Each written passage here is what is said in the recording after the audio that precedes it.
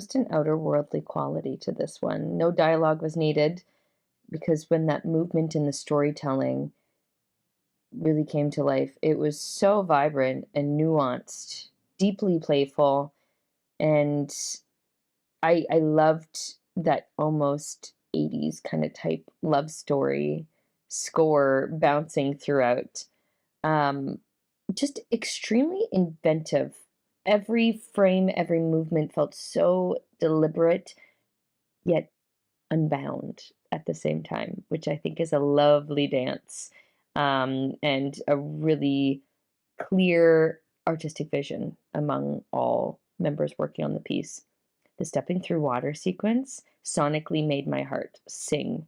Um, a lot of this really reminded me of like golden age musicals in this its use of space and its dreamlike playfulness, living to living out your heart's desires in a big bold way. Um, and I loved it in a modern take in this environment, especially too.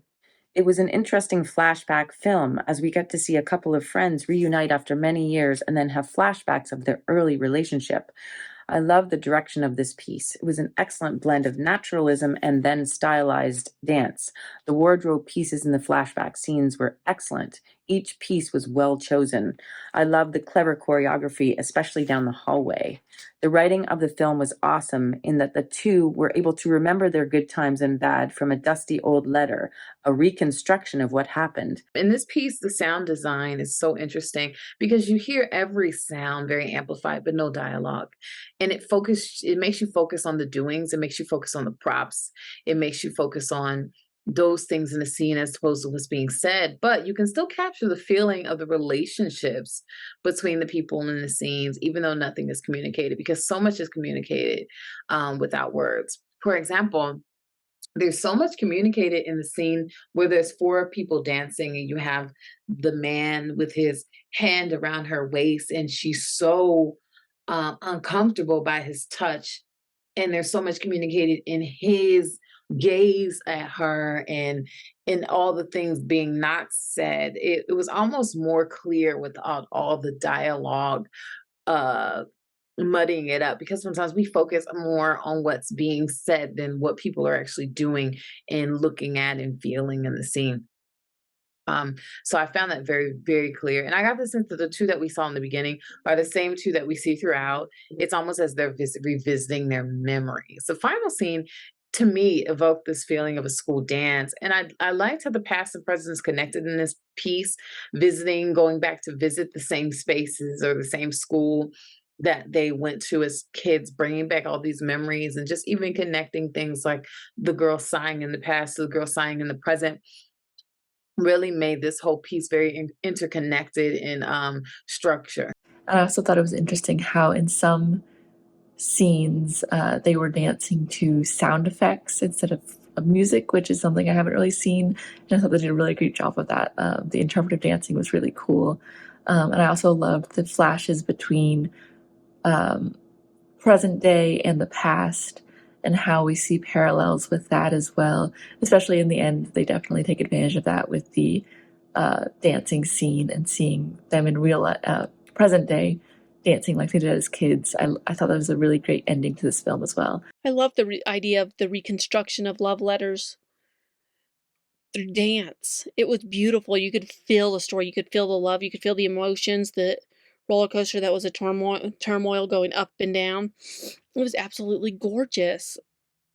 You couldn't tear your eyes away from this. It's one where it didn't need dialogue. It didn't need anything because the music told it. Even the sound effects where they're running down and you can hear splashing of water, but they're not physically running on water. It's the sound effects and the dance. It fully told the story of the reconstruction of these letters, and it's gorgeous. I also found it fascinating how they tackled the aspect of memories. It felt honestly, this felt like it had a very sci-fi element to it. Weirdly enough, I think in the use of the music and the audio definitely helps with that. A lot of mechanical uh, sound effects were used, and it kind of felt like it felt like a lot of it was being built. The memories are being built in a weird way.